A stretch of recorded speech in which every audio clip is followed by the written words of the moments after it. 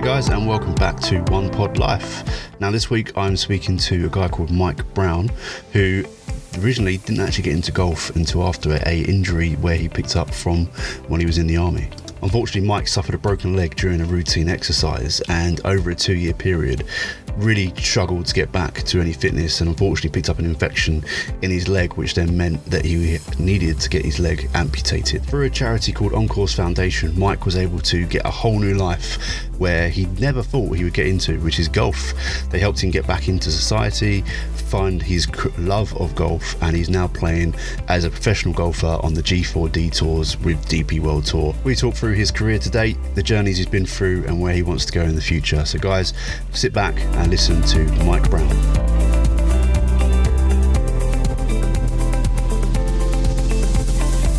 Hey Mike, and welcome to the One Pod Life podcast. Thank you for coming on. How you doing? Yeah, good. Thanks for having me. Looking forward to it. You're welcome. Happy birthday for Saturday. You don't have to divulge what number it is, but did you have a good time? Yeah, it was brilliant. Just had a quiet one, really. I just spent it with a few mates and some family the weekend, so it was nice just to have a nice relaxed one before I go away on Thursday. So yeah, no, good stuff. You obviously you're off to Singapore, aren't you? No, I'm not doing Singapore. I'm off to Egypt. Oh, Egypt, nice. So I'm going over there playing on the MENA tour. So doing some pro stuff for a change, and then see what we can do. Yeah, so I've never been to Egypt, so I got a couple of invites to go over, and so thought, do you know what, I'll go for it. Yeah, that sounds good. I'd love to go to Egypt. Never been. It's on my bucket list of places to go. Yeah, I've heard it's brilliant, but like I say, I've never been there, so I was quite intrigued to go down there, and because we're going to Cairo, so it's right near so we got a few days. I've got 2 tournaments, so got a few days off between tournaments, so we're just going to go and see the pyramids and Tutankhamun and all that sort of good stuff, all the history, and quite into that, so it'd be pretty cool. I love all that stuff as well, so I'm a bit jealous on that one. So yes, let me know what it's like, and I'll try and get out there myself. Now, I'm not sure many people know your story, but you didn't actually start life in golf. You were in the artillery, serving your country. Was being in the army always the plan when you were younger? No, not at all. It was nothing. So I was a motocross rider up until from the age of, I started racing properly from the age of 10, 11. And I had no aspirations of being military-wise whatsoever, but I wanted to be a physical education teacher. Right, okay. And then, so I was and then where I was, my granddad was artillery and my other granddad was a Royal Marine. So there was history in the family. And so I thought, you know what, I'm going to go see what I can do in the military, physical education wise, because where I'm from, we've got one school, and, you know, there's the same teachers there for the past 40 years. So there was sort of no jobs into what I wanted to do. But yeah, I went in and, did all the good stuff. So yeah, it was nice. How long was you in the army for in total? So I served for 14 years, and then before I got injured, so before I broke my leg, and then I did another 2-3 years maybe recovery. So all in, I did 70, just around 17, 18 years. But so yeah, it was pretty cool. So you had some good times, and yeah, it was good. Anything notable during those 14 years, or what you got up to? I just traveled a lot and did the normal stuff and met loads of people and went loads of places. So yeah, it was good. It was good fun. Really good stuff. You mentioned there, obviously, that you broke your leg, and that's kind of where your journey kind of begins, I guess, with moving forward with your amputee and then obviously playing golf. So that was in 2011, and you did that during a routine training exercise. So I hope you don't mind reliving the trauma, but what went wrong for that to happen? So yeah, basically I was riding for the military. So I was a motocross rider. So I did it also in the forces as well. Okay. And yeah, so basically what happened was I broke my leg. I was training down at a place called Longmoor, and broke my leg. Didn't think nothing of it. Got to the hospital. Thought, I'll be back to work in 6, 8, 10 weeks, whatever, back riding, etc. And a couple of weeks into being in hospital, they told me I had an infection from we don't know what, but it was a streptococcal infection. So it started eating away at all the muscles inside my leg. Oh, wow. So I didn't think nothing of it at that particular time, but later on down the line, it got inside to my bone. So it ate all the muscles inside my knee, also inside the bone as well. So it just went from bad to worse then, really. And then, they put me in a thing so they took my knee out to start with, because that's where all the trouble was. So I would have had a fused knee anyway. But they put me in a thing called an Elizaroff frame for 2 years. So if you can imagine, like a 5-spoke bicycle wheel, I had 5 of them going through my leg, and I had to adjust it a millimeter a day. So they stretched my leg upwards, so it closed my tibia into my femur. Okay. But what I did was broke my shin bones. So I had to stretch them 7 centimeters. So that took a long time and a lot of pain. So, Okay. but yeah, so that was in like 2011, 2012, going into 2013. And then basically, long story short, I sort of didn't recover from that. My the bone sort of healed in the wrong place. When they took me out of the frame, the doctor told me just to stand up, and my legs snapped straight away. Oh, really? Yeah, so I had to go through it all again. But that was on April. That was around the April in 2013, and then I went back to my surgeon, and after that, he said, basically, I want to put you back in the frame. And I was like, nah, that's not going to happen, because I knew my quality of life was just horrendous. I'd not been in a good place whatsoever, mentally or physically. Yep. So then basically I said to him, what's my other options? And he was like, you either go in the frame or we amputate your leg. And I was like, right, get it done. Literally that quick.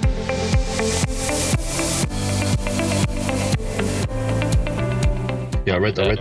You literally went in on I think it was like the 1st of May, or it was the 1st of May, and then by the 7th of May, your leg was gone. Yeah, that was it. That's a quick turnaround. I didn't think they'd be able to do an amputee that quick. Yeah, because luckily I was, so where I was a military hospital, and it was civilian and military. So it was pretty cool. There's a bloke called Commander Hand, who was, he was Navy. So he did all the military stuff down there, all the operations and stuff like that. And yeah, he sort of pretty much took me through everything, really. So he sort of gave me the best situation I was in, considering I wasn't in a good situation, if that makes sense. Yep. But yeah, and then because I was at Headley Court throughout all this rehabilitation, and I was seeing people, just recovering, and I just wasn't recovering. I was getting worse and worse and worse. And, my mental health just, the physical stuff wasn't so bad, but it was the mental stuff that was the hard work. Okay. I wasn't in a bad place, and I was on a lot of tablets and tried to jump out a window, because I thought, Really? it's mad now, but I just didn't see where my life was going to be. I'd come from a very active background to being not being able to walk. Mm-hmm. So. But yeah, that's when I started recovering, when I had my leg amputated. And as soon as that happened, I just felt a massive release come off of me. And, I thought, we can start living again now. So yeah, that's what I did. And that was the story of where we went then. No, so I also read about the mental health bits. Like you said, you couldn't walk upstairs, or you couldn't even drive a car or anything. So you were reliant on other people to get you to places. And yeah, I mean, I can only imagine what if that happened to me, what my quality of life would be like. So I can totally see where you're coming from on that side. So. Yeah. I mean, it you don't even think about it, but with a fused leg, you can't even you can't sit in a cinema seat, you can't sit in an aeroplane, you can't. I know it's all stuff, but it's still stuff you can't do, and to lead a normal life. But there's nothing I can't do now. I can. I can run, I can do everything, but it's been a long road, but it's very, very worthwhile. Even today, it's the best decision I made. Mm-hmm. So I've written down here, I had two questions. It was like, was the decision easy for that to do? Obviously, you just said it was, but let's just talk about that decision a little bit deeper. And then how did you feel once the leg was like, when you woke up, you saw the leg was done, you were, I guess, fit and healthy is best way to describe it. But yeah, like, so yeah, what was the decision like to actually do it? Like, the decision was so easy because, so when it first happened, they sort of told me that there could be a chance of an amputation, and they actually wanted to do it there and then. But this is when Commander Han, he was like, no, we can sort of try and save it. So I was like, so what he went down the road of saying was, we can try and save it, but it might not work. So I was like, all right, we'll try and do it. And I'm glad I did, because if it hadn't have worked anyway, I'd have always been wondering what if. Yes, yeah. So I'm glad I went down that road of trying it.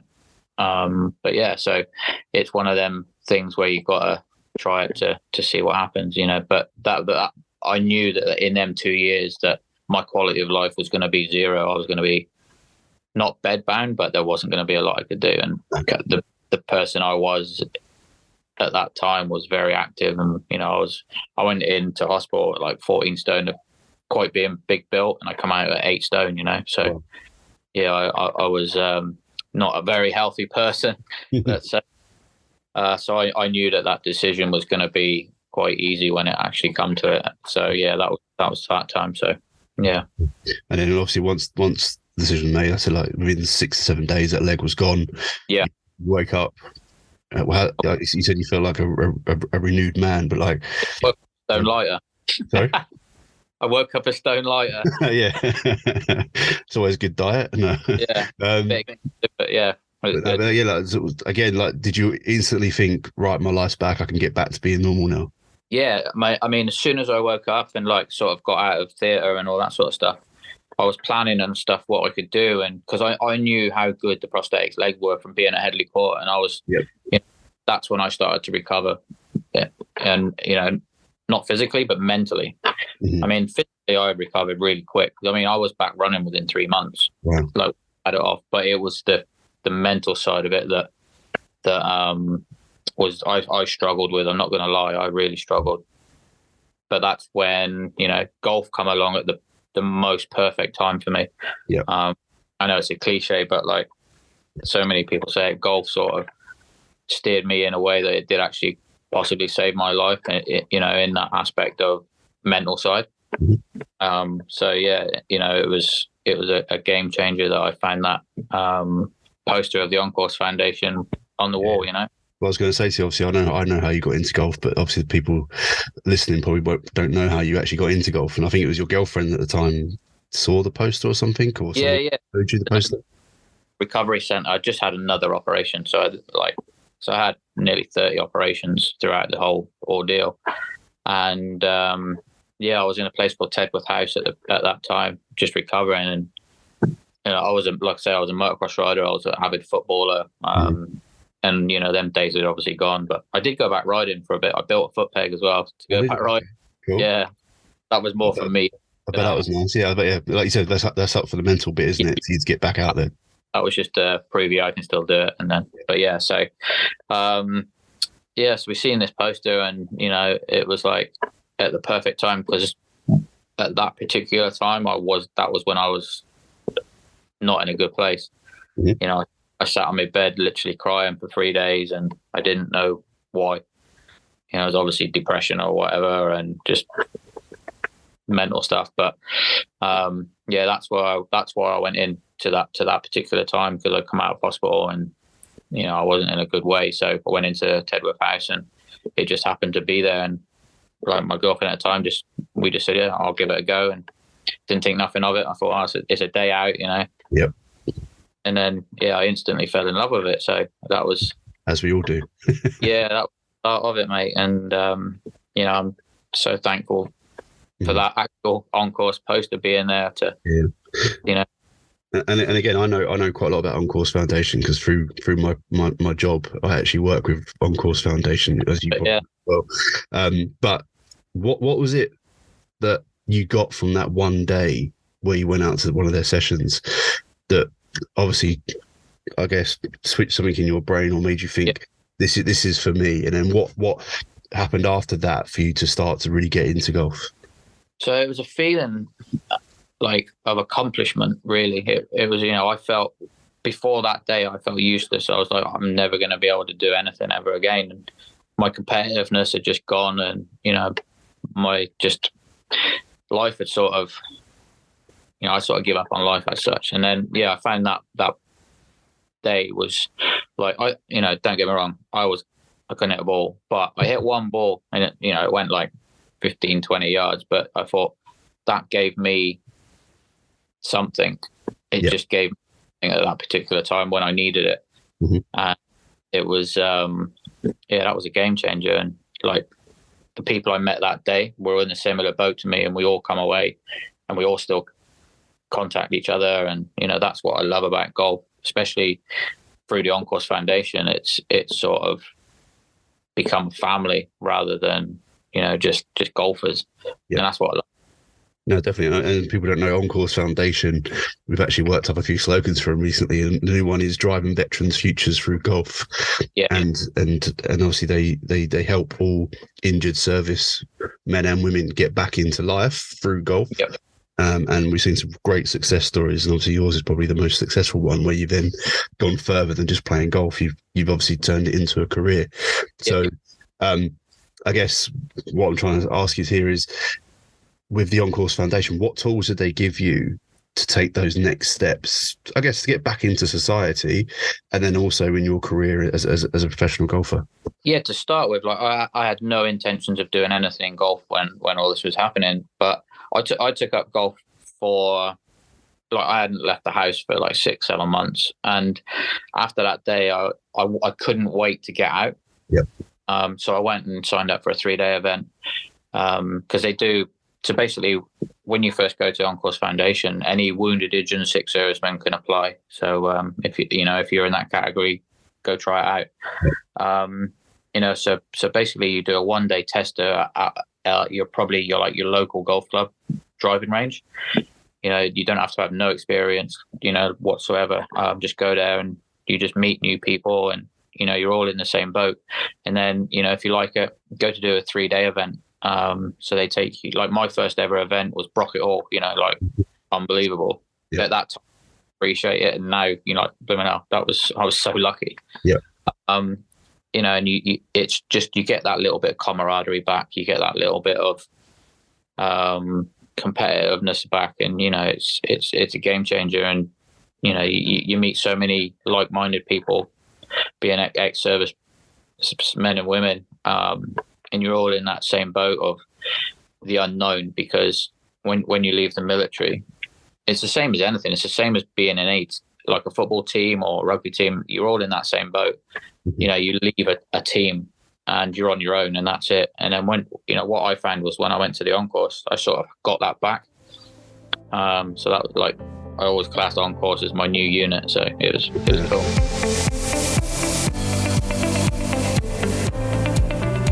Again, like I said, I've known about On-Course, and I think that the stuff they do is amazing to get you guys, just to help you guys get back into society is the main thing. I think, like you said, get you leave your house for 7 months, and then you just went to a 1-day golf event, and then you can get away from it, which is great.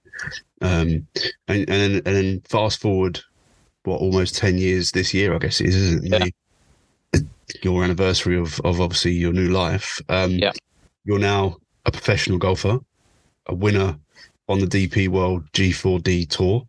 Yeah. We won in Ireland last year. Did you ever think that was ever going to happen?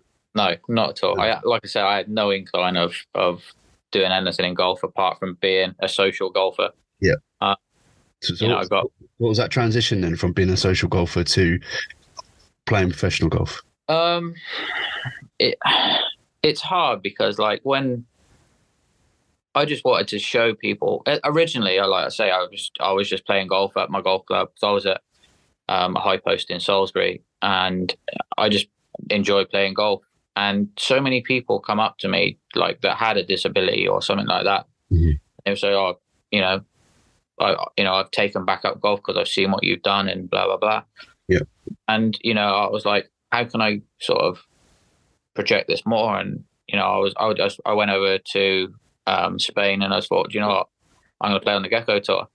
Because there were some people around that time that I was talking to that were going through the same situation as me, and I was like, I felt that I could not try and inspire people, but I could show people what they could do if they put them on it, because if I could do it, anyone can do it. It's one of them things that you can, no matter what situation it is, if you want to, you can progress. So yeah, that's what I did it for. And it's sort of, now we're getting there. There's you meet more and more people, and it does, I don't realize it myself, but people tell me that you do have an impact on people's lives. Mm-hmm. And there's a lot of people that you can sort of help.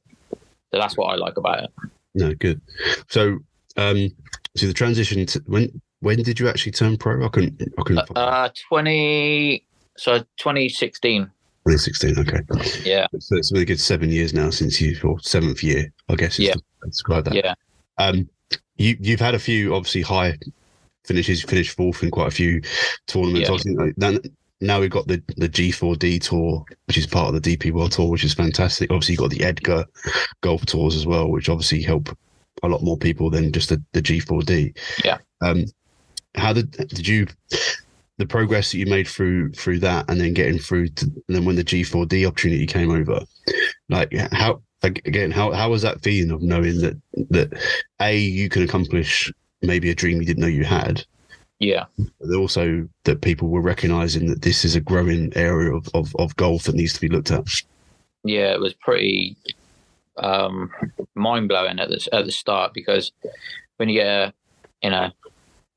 I just class myself as just a golfer trying to do stuff in the golf world. Yeah. There's nothing to it. Like, I was just floating around as just a professional golfer, just trying my luck here, there, and everywhere, But yeah, when the opportunity, because I didn't know there was anything. I didn't know about Edgar until 2019. Okay. And then I did a few events, and I won in South Africa, one in France, one in Czech Republic.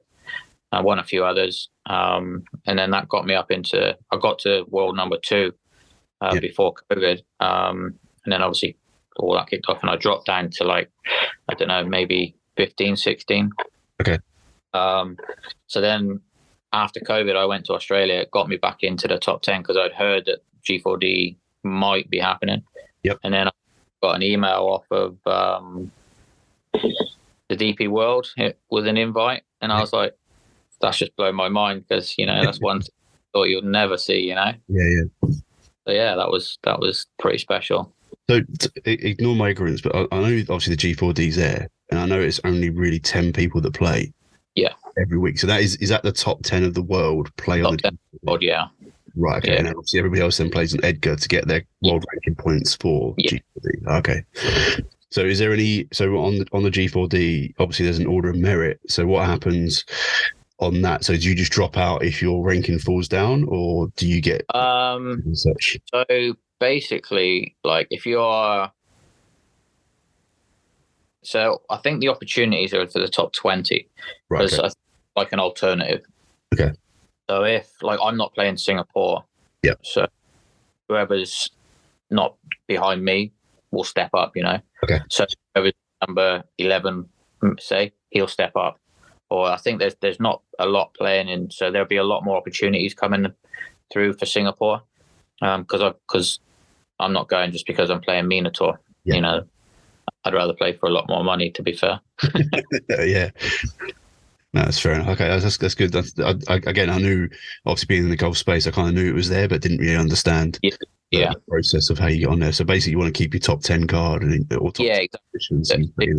Top 10 in the world, and that's your invites. So I'm pretty lucky at the moment. I got myself back up into the top 5 or 6 at one stage. Mm-hmm. And then after I won the Irish Open this year. Yeah. So that got me back up, but then you couldn't have wrote this. I won it, and then the day after, my dad passed away. Oh man!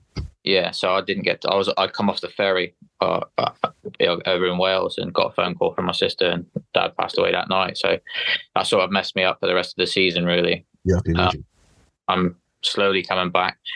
I'm starting to feel myself again, and, starting to feel a bit more happier and remembering the good times, etc., etc., So, that's where we are. Well, I was going to ask you what that feeling of winning that tournament was like, but I guess that was a very, very, very big high. Yeah, it was so good. Yeah. We had a 7-hour rain delay on our final round. Okay. And so we didn't even know if we were going to get out, but luckily I was leading anyway. Mm-hmm. Sorry, my phone just went out. So yeah, so I was leading, luckily. And then we got told we were going out late. So yeah, 7-hour rain delay, and it was hard to stay focused for the day. Yeah. So yeah, it was good. I was glad I could stay focused and got back into it. And obviously, I'm guessing that's obviously probably one of the highest wins of your career. Yeah. So that feeling of I guess, was that like, I don't know, I'd imagine that'd be like a historic moment in your life. And yeah, it was a pinnacle of what I wanted to be. That was winning a G4D. The highest level I can play at as a disabled golfer is, that's like winning the World Cup to me. It's amazing. And the support I got afterwards and all that sort of stuff was like, it was next level, really. That secured me DP World as well. Yeah. So that was pretty special. No, good stuff. Well, sorry to hear about your dad, obviously, the day after, but he from the biggest high to the lowest of the low. But at least he managed to see you win. Yeah, like I FaceTimed him straight afterwards, and it was out of the blue, so I didn't think nothing of it. So I'm thankfully, I FaceTimed him straight away. Good. No, I like it. Okay, so what other opportunities have come your way then from the G4D tour? Obviously, like you said, you got support. You've got a few brands on your clothing. And obviously, you get backed by some big brands these days. So, what else opportunities are you getting from being part of that tour? At the moment, it's because it's all new. People are still trying to buy into it. Yeah. The opportunities are, just the tour events at the moment. But maybe down the line. I mean, obviously, I got some invites from the MENA tour. Yeah. The top player in the world for this sort of category. And then, so, hopefully longer down the line that there comes more of an opportunity where, I'm at that stage now where I'd like to start helping people getting, trying to start helping the on-course members and stuff like that. So, that's where the opportunity is. Now I can get myself out there and people sort of know what I'm about and who I am and stuff like that. Might be able to help some other people. I see a Mike Browne Academy coming your way. That would be that would be a goal of mine. You never know. Well, I was going to ask you what your goal was going forward for, I guess, playing career, and obviously, like you just said about helping people. Yeah. One of them could be, like you said, set up an academy or a program at least that people can go on, like you did at the beginning with On Course. Yeah, exactly. That would be an amazing goal for me. Mm-hmm. I think somewhere down the line I will do something like that because I know how much golf helped me and changed my life. Like a millionfold for the good. Mm-hmm. And golf's just got the power to do that. Maybe like disability golf, ladies golf, and men's golf. If you're sort of struggling with anything and you just want an outlet, golf is just the way ahead. Oh yeah, it's great. Yeah, even for me, it's a great release just to switch off from work and just go do what I've got to do for 2 hours, and I don't think anything else. But when I was going through, when I was trying to relax with golf, it would make me so frustrated. You can't relax in golf; it doesn't exist. But I'd want to do something, and I'd like, oh, man, why can't I just do that? And nothing would ever work. Yeah. So, but that's where repetitiveness comes in for me, like. So I've just started doing a thing called the stack, I don't know if you was what Matt Fitzpatrick used. So I'm getting older now, so I'm needing some speed back. So I'm going to try that. No, good stuff. You said you mentioned you're going to get your baseline and then see if you can gain a few miles per hour. Got me baseline. So my baseline was 102. Okay. I've done 2 sessions now. I'm up to 106. Nice. So yeah, it's going to be, you don't know where to go. And my goal is just to get back up to 110. Okay. So that will make holes a lot shorter for me. A lot shorter. And what's your overall goal within golf this year?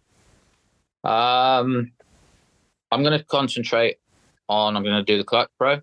Okay, so, yeah, I'm doing tier 1 of the Clutch Pro this year. Nice. The G4D. Mm-hmm. And yeah, so I want to win some this year. I want to win more than one. Let's say that. Sounds good to me. Well, I'm going to try and do 7 tournaments on the tier 2. Brilliant. So I'll hopefully see you out there. Yeah, for sure. That'd be amazing.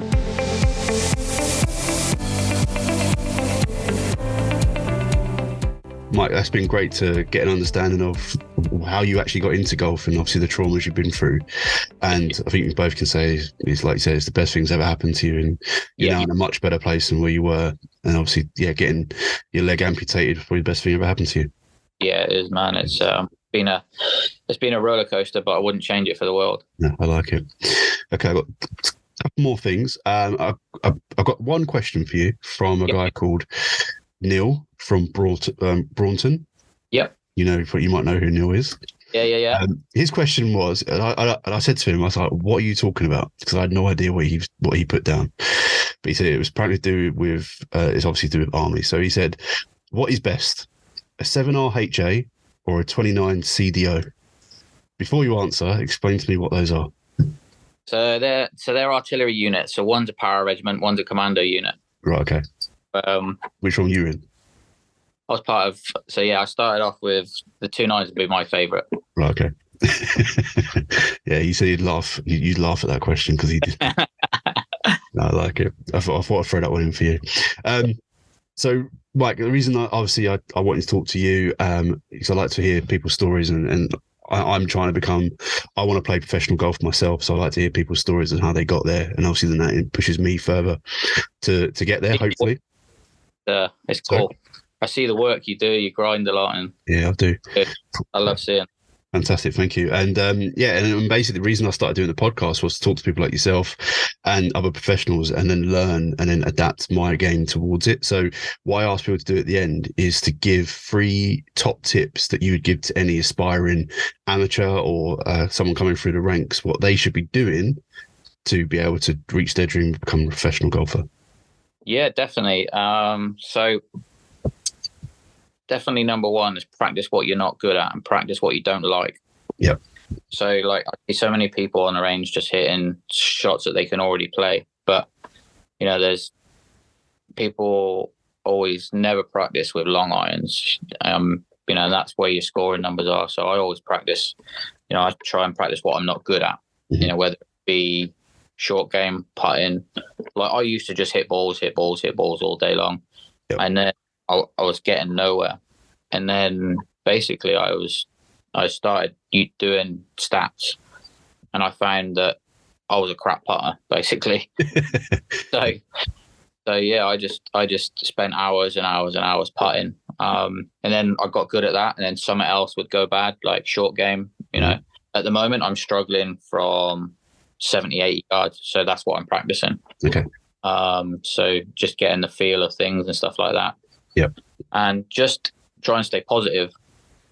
So turn a negative into a positive, because the first thing everybody does on the first tee, even me now, but I've learned how to deal with it, is pick out the point where you don't want to go. Yeah. So if you stood on the tee and there's water right, the first thing you say is don't go right. That's you know exactly where it's going. Yep.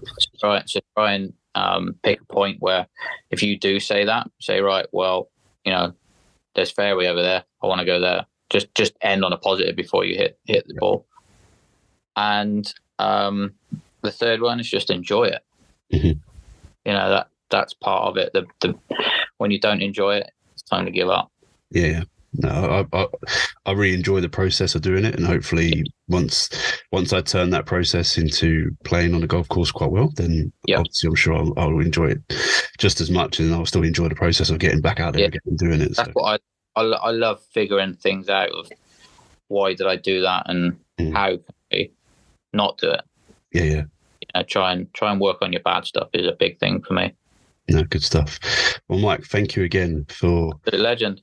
Thank you for coming on and giving us your life history, and wish you luck in the future. Good luck over on the MENA tour. So you're playing as a full professional golfer with, I hate saying this, but with full able-bodied people as players as well. Yeah. Well, I'll make sure I download the app and follow your progress. Yeah. We're playing at, I think it's called Mandatory, straight out of Cairo. Okay. So yeah, we've got 2 events there, so it's going to be fun. No, good stuff. I look forward to it. Well, Mike, thank you very much for coming on. And hopefully in the future we'll see your name up in lights a bit more. Hopefully. Yeah, good stuff. Cheers, pal. Cheers, bud.